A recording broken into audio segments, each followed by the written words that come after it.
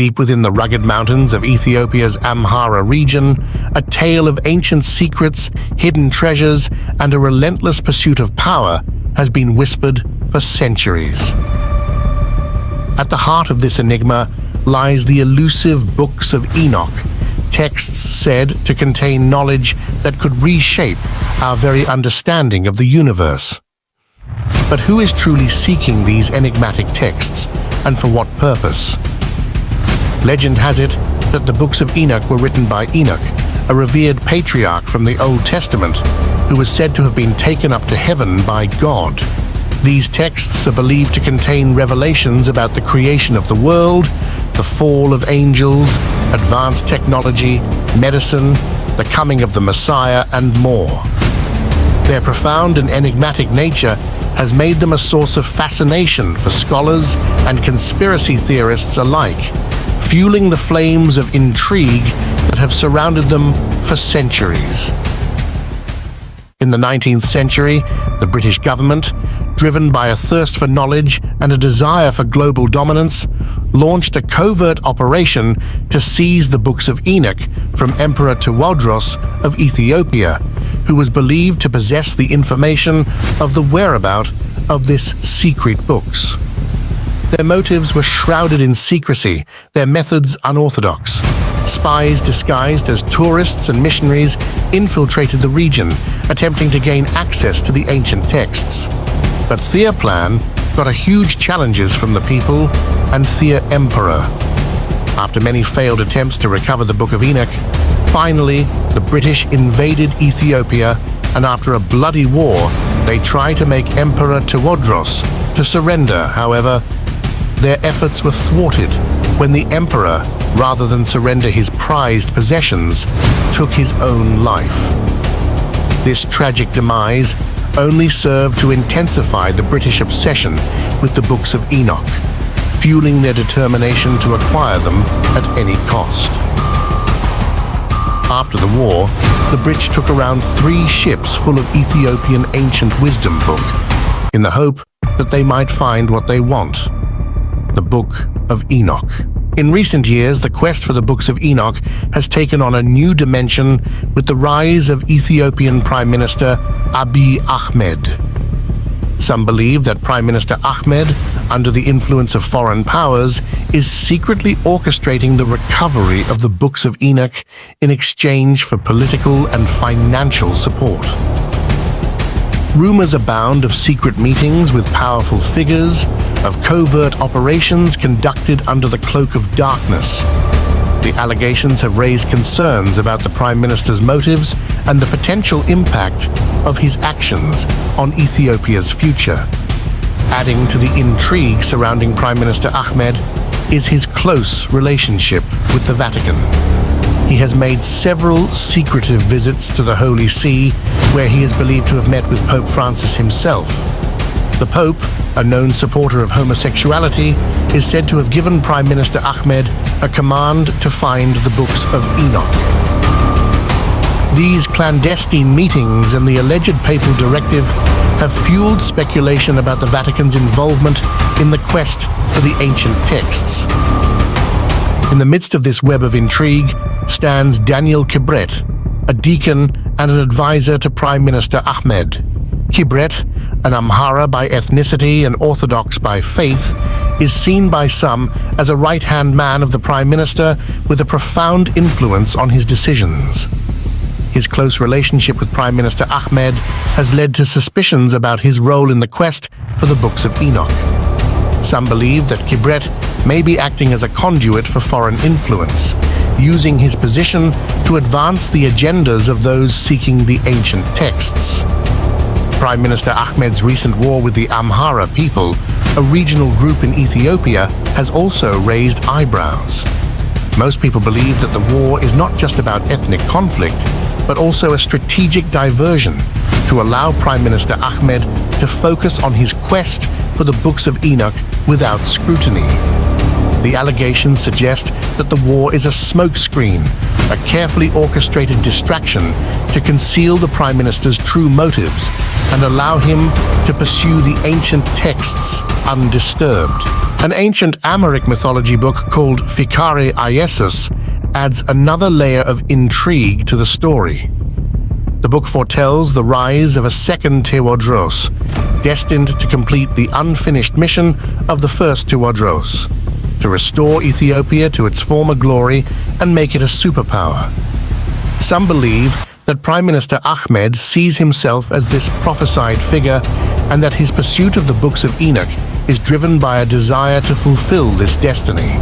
The prophecy adds a mystical element to the story, suggesting that Prime Minister Ahmed's actions may be guided by forces beyond our understanding. The darker side of the quest for the books of Enoch involves the alleged extreme measures taken by Prime Minister Ahmed to find the ancient texts. Whispers have emerged of monks being targeted and even killed in an effort to extract information about their location. These rumors paint a disturbing picture of a prime minister willing to resort to violence to achieve his goals. The allegations have cast a shadow over his leadership and raised concerns. The quest for the books of Enoch is a story of hidden knowledge, power, and betrayal. It is a story that has been playing out for centuries, and it is a story that is still unfolding today. The fate of the books of Enoch hangs in the balance, and it is up to the people of Ethiopia to decide whether or not to share their secrets with the world. As the world watches with bated breath, the questions linger. Who is truly seeking the books of Enoch, and for what purpose? Will the truth ever be revealed? Or will the books of Enoch remain shrouded in mystery forever? We invite you to share your thoughts and theories in the comments section below. Let us delve deeper into this captivating enigma and unravel the secrets that lie hidden within the Book of Enoch. Together, we may uncover the truth that has eluded us for so long.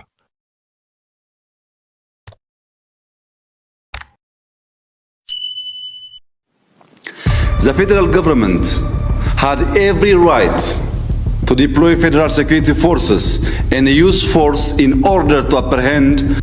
Let's take a closer look at the man in question, Prime Minister Abiy Ahmed. Hailing from a humble background, Abiy ascended to the zenith of Ethiopian politics, promising a new era of peace and prosperity. Yet his tenure has been marred by controversy and conflict, leading many to question who he truly serves.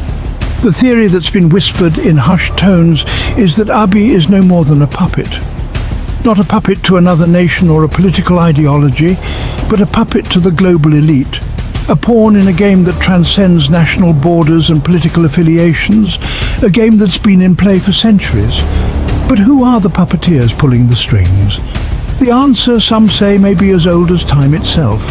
Enter the Reptilians, a race of ancient shape-shifting humanoids who've been allegedly controlling human society from the shadows. These beings are said to be incredibly intelligent and powerful, with a thirst for human blood that they believe grants them eternal youth. They seem to be the stuff of science fiction, yet their presence has been suggested in countless cultures throughout history. So, how does Abiy fit into this grand cosmic chessboard? The theory posits that Abiy, under the influence of these reptilians, is orchestrating a series of events to ensure a steady supply of what these creatures crave most, human blood. His policies, his actions, all leading to a single chilling end to feed the reptilian overlords. Could our Prime Minister be a servant to these cold-blooded controllers? As we delve deeper into the unfolding narrative, we'll examine the evidence, the patterns, and the chilling possibilities that suggest that our world is not as it seems. Stay with us as we unravel the threads of this grand conspiracy, a tale of puppets and puppeteers, of power and its price.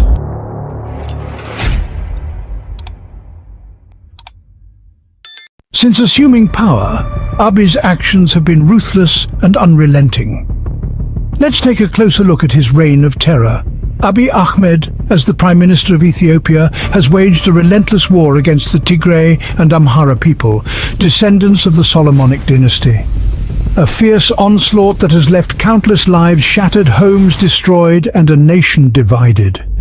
The international community has not turned a blind eye to his actions. Observers, thank you for this opportunity to brief the Council on the work of the UN International Commission of Human Rights Experts on Ethiopia.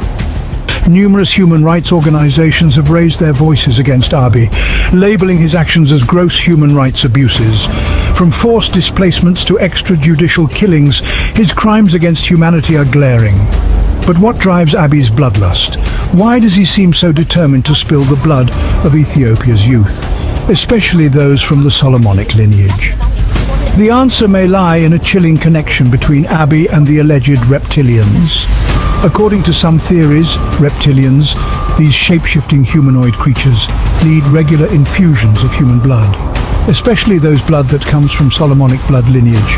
In our case, the Tigray and AMHARA peoples, to maintain their youth and power. And it is believed that Abiy has been providing them with a steady supply of this vital resource, a resource derived from the very heart of Ethiopia, its young and vibrant populace. This paints a disturbing picture, doesn't it? Are the lives of Ethiopia's youth being sacrificed to satiate the bloodlust of these ancient beings? Is the blood spilled in this brutal conflict not just a result of political power play, but a calculated move to fulfill the needs of these reptilians? The atrocities committed by Abiy, the relentless war, the human rights abuses, they all seem to align into a sinister pattern when viewed through the lens of this theory. The bloodshed doesn't seem senseless anymore. It seems purposeful, planned, and driven by a dark, hidden agenda. Is the blood of Ethiopia's youth the fuel for these reptilian rituals? This chilling question lingers, casting a shadow of doubt over Abiy's true intentions and stoking the flames of one of the most intriguing conspiracy theories of our time. Abiy's policies have created a bleak future for Ethiopian youth. He has tinkered with the national exam, making it more challenging, and has manipulated the job market, making it harder for young people to find gainful employment. 30,034 ተማሪ ነበረ ባለፈው ያለፈው ያ ደግሞ 3.3 በመቶ ነበረ ከተፈተኑት ውስጥ አጠቃላይ ያለፈው 3.3 በመቶ ነበር በ2015 ያለፉት በአጠቃላይ 27267 and ከተፈተነው ተማሪ ከ50 በመቶ በላይ ያመጣው 3.2 በመቶ ብቻ ነው so more or less the same በጣም ትንሽ. These changes aren't just the result of poor policy making. They're deliberate, calculated moves designed to make the youth more dependent on the government. And what happens when you're dependent on someone or something? You're at their mercy, you're vulnerable, you're open to manipulation and control. Now, here's where our theory takes a darker turn. What if this dependence isn't just a political strategy, but a trap? A trap designed to ensnare the youth in a deal with the reptilians, a deal that promises a better life, but delivers nothing but despair. Imagine the desperation of these young people, driven into the hands of a government that doesn't have their best interests at heart, offered a lifeline only to have it turn into a noose, promised a better life only to be used as a source of nourishment for a race of ancient bloodthirsty beings. Are our young people being sacrificed for a better life that never comes? Abiy's true intentions may not be in the interest of the Ethiopian people. This statement opens a Pandora's box of possibilities that tie into the hushed whispers of conspiracy theorists around the globe. The puppet strings of Abiy Ahmed, the Prime Minister of Ethiopia, may not be held by mere politicians or world leaders. They may be in the hands of a race far more ancient, far more sinister, the reptilians. It is suggested that Abiy's agenda is not centered around the prosperity of Ethiopia, but rather the service of these shape-shifting entities. Why else would he enact policies that seem to drain the vitality from his nation's youth, or wage ruthless wars against his own people? The answer could very well lie in the cold-blooded grip of the reptilians, their alleged craving for human blood, Their supposed source of youth and power could be the driving force behind Abiy's ruthless actions. But what can the Ethiopian people do in the face of such a daunting conspiracy? The answer is vigilance and skepticism. They must question Abiy's actions, his motivations, his alliances. They must not accept the narrative that is spoon-fed to them by the government, but rather seek out the truth for themselves. In the end, the Ethiopian people must awaken to the possible reality of Abiy's true allegiance. The future of Ethiopia may very well depend on their ability to see through the deception and uncover the truth. The connection between Abiy Ahmed and the reptilians is chilling, but it's one we cannot ignore. We've traveled a path shrouded in shadows, a journey that has exposed a puppet leader, an ancient race of reptilians, and the heartbreaking sacrifice of Ethiopia's youth. The evidence is mounting, the suspicions growing. Abiy's ruthless actions, the unexplained bloodlust, the manipulative tactics to ensnare the youth, all point towards a sinister plot.